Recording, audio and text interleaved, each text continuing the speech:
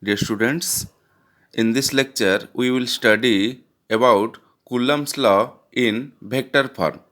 Let's take two static point charges q1 and q2. Suppose they are similar charges and force between them is repulsive. Suppose this is plus q1 and this is plus q2. So they are similar charges. Here Q1 will apply a force on Q2 and Q2 will also apply a force on charge Q1.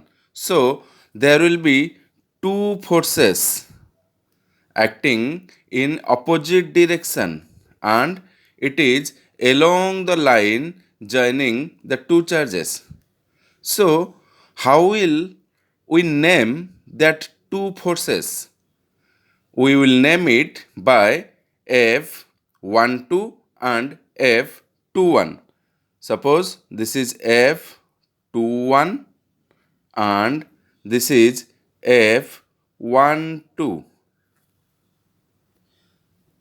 The meaning of F12 vector means we have to understand force is acting on charge Q1 due to charge Q2.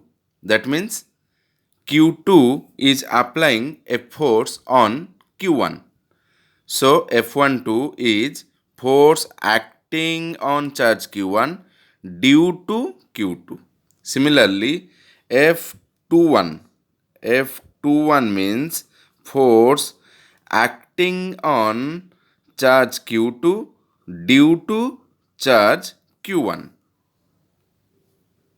Here R12 is the displacement from charge Q1 to charge Q2. This is the displacement R12 and R21 is the displacement from charge Q2 to charge Q1. So R12 it is the displacement from charge Q1 to charge Q2 and R21 is displacement from charge Q2 to charge Q1. Similarly, R12 cap is the unit vector in the direction of R12 displacement and R21 is the unit vector in the direction of R21 vector. So you should be acquainted on these six terms, six notations, that is F12, F21, R12, R21, R12 unit vector and R21 unit vector.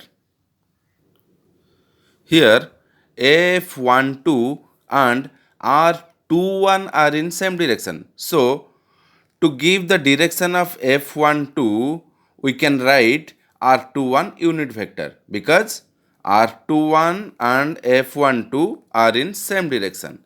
So the total vector F12 is equal to, its magnitude is k q1 q2 divided by r square and its direction.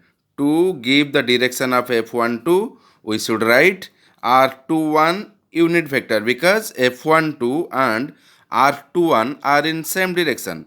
So it will be k q1 q2 divided by r square into R21 vector, that is complete vector, divided by R21 vector and its magnitude. We know R21, if R21 is the complete vector, then R21 should be represented by its magnitude and its direction. So if we want only direction, then R21 unit vector is equal to R21 complete vector divided by its magnitude. So here in this case, in in this case, we have to represent R21 unit vector, that is R21 vector divided by its magnitude. So it will be K Q1 Q2 divided by R square into R21 vector divided by, we know R21 vector magnitude of R21 is equal to magnitude of R12, that is equal to R. So here we can write it R. So R square into R, that is RQ. So this is equation 1. We can also put the value of K, that is 1 by 4 pi epsilon r, but it is not needed. So we only write K. Similarly, F21 and R12 are in same direction. F21 and R12, displacement vector from 1 to 2, that is R12, both are in same direction. So to represent F21, we can write its magnitude, that is 1 by 4 pi epsilon r, or simply K Q1 Q2 upon R square into R12 unit vector, because F21 and R12 are in same direction, and it will be K Q1 Q2 divided by R square into this R12 unit vector, that is complete R12 vector divided by its magnitude, or this is R square, and it will be R square into, this is R because R12 unit vector, R12 vector, magnitude of R12 vector is equal to magnitude of R21 vector, that is R. So it will be K Q1 Q2 divided by RQ into R12 vector. This is equation 2. We know R12 vector is equal to minus of R21 vector, because both are in opposite direction. So we can represent the equation 2 is equal to K, the equation 2 will be K Q1 Q2 divided by RQ, and instead of R12 we can write minus R21, minus of R21, that will be minus is coming to front, that is minus K Q1 Q2 divided by RQ into R21 vector. And if we will go through equation 1, then it will be K Q1 Q2 by RQ into R21. The same here, that is minus K Q1 Q2 by RQ into R21. So we can write this will be minus, instead of this term we can write, that is F12. So finally we came to know F21 vector is equal to minus of F12 vector. If we take both are different in nature, that means one is plus, another is minus, so both charges are attracting each other, so there will be two forces, that is F12 and F21. F12 is the force acting on charge Q1 due to Q2, and F21 is the force acting on charge Q2 due to Q1.